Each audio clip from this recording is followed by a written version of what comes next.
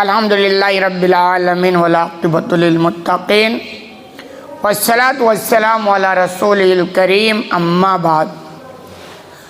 باتیں علی رضی اللہ عنہ کی فضیلت کے تعلق سے چل رہی ہیں۔ حدیث نمبر ہے 3705۔ علی رضی اللہ عنہ بیان کرتے ہیں ان فاطمہ علیہ السلام شکت ما تلقى من اثر الرحا، کہ فاطمہ علیہ السلام یعنی فاطمہ پر سلامتی نازل ہو، دعائیہ کلمہ ہے، کہ چکی چلانے کی وجہ سے ان کو جو تکلیف ہوا کرتی تھی، اس تکلیف کی شکایت انہوں نے نبی کریم صلی اللہ علیہ وسلم سے کی۔ پہلے اور پرانے لوگ بھی جانتے ہیں کہ پہلے چکی کھانے کے لیے چکی چلانا پڑتا تھا، آٹا وغیرہ کے لیے، اور اس زمانے میں بھی یہ چکی کا ماحول تھا۔ اس زمانے کا چکی تو اور ہی خطرناک رہا ہوگا، کیونکہ بعد میں تو بہت ساری سہولتیں ہو گئی۔ تو فاطمہ رضی اللہ تعالیٰ عنہ چکی چلاتی تھی، تو چلاتے چلاتے ہاتھوں میں گھٹے پڑ جایا کرتے تھے، بڑی تکلیف ہوتی تھی، تو پریشان ہو گئی۔ تو انہوں نے اس کی شکایت نبی کریم صلی اللہ علیہ وسلم کے پاس کی۔ کہہ رہے فاوتی نبی و سبیر، چنانچہ نبی کریم صلی اللہ علیہ وسلم کے پاس کچھ قیدی کہیں سے آئے، کہیں سے قیدی آئے آپ کے پاس۔ فن تلقت فلم تجدہ، تو فاطمہ رضی اللہ تعالیٰ عنہ چل کر نبی کریم صلی اللہ علیہ وسلم کے پاس گئیں، لیکن آپ سے ملاقات نہیں ہوئی۔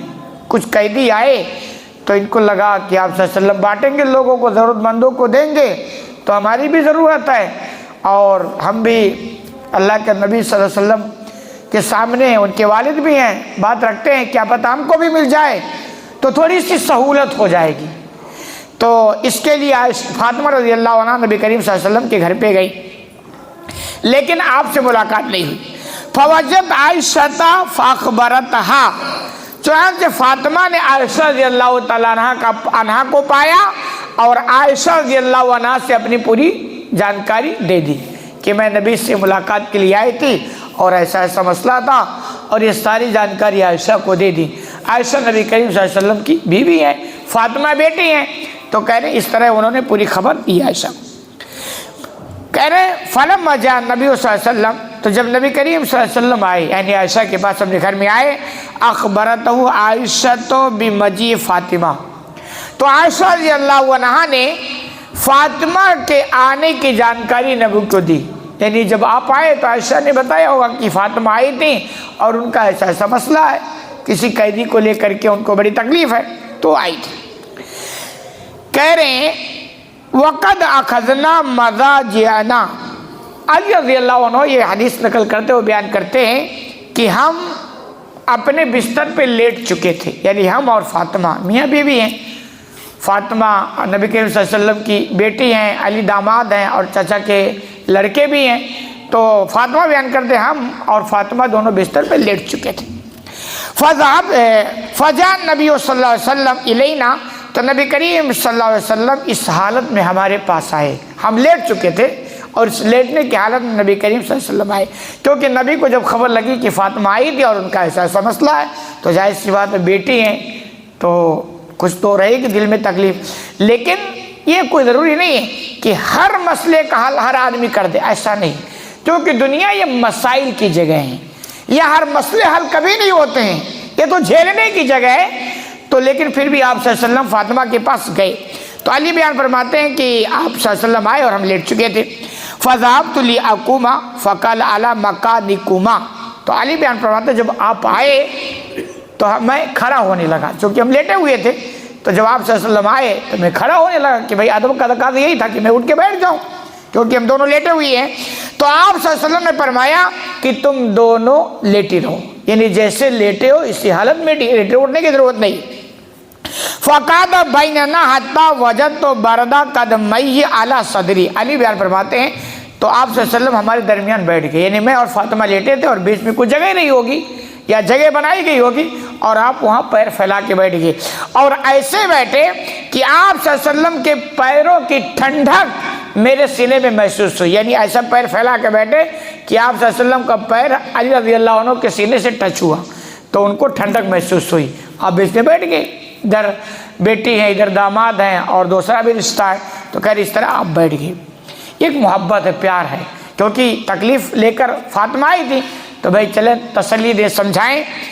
وَقَالَ أَلَا أُعَلِّمُكُمَا خَيْرًا مِمَّا سَأَلْتُمَانِي. اور یہاں بیٹھنے کے بعد آرام سے جب بیٹھ گئے تو آپ صلی اللہ علیہ وسلم نے فرمایا کہ کیا تم دونوں نے جو سوال کیا اس سے بہتر چیز نہ بتلا دوں؟ یعنی جس مسئلے کو لے کر تم آئے تھے خادمہ کے لیے، تو میں چاہتا ہوں کہ اس سے بہتر چیز تمہیں بتلا دوں. کہہ رہے اِذَنْ أَخَذْتُمَا مَضَاجِعَكُمَا. اور ظاہر سی بات ہے یہ ایک طریقہ سمجھانے کا، پہلے آپ نے سوال کیا اور اس کے بعد کہا کہ طریقہ یہ ہے، اس سے بہتر خادمہ اور خادم سے بہتر یہ ہے کہ جب تم دونوں بستر پر لیٹ جاؤ، اور یہ ہمارے بھی عمل کے لیے، ہمارے بھی کام کی چیزیں ہیں.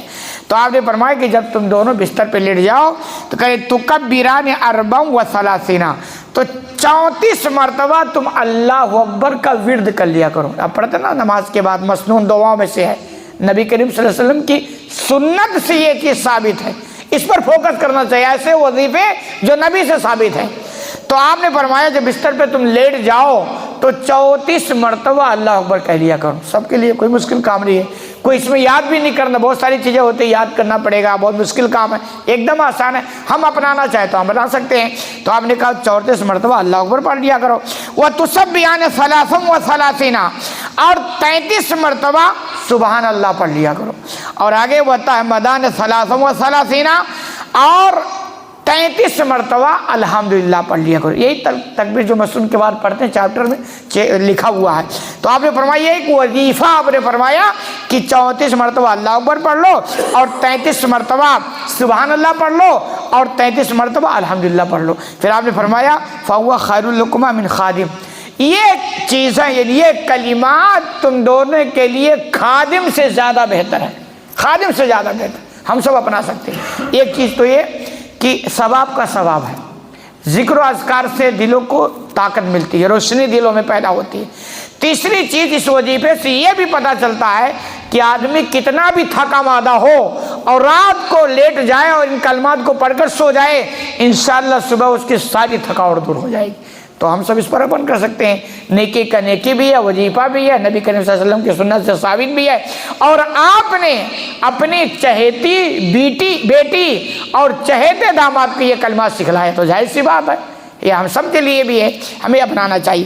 اللہ رب العالمین سے دعا ہے کہ الہ العالمین تمہیں کہنے سننے زیادہ عمل کرنے کی توفیق عطا فرما. آمین.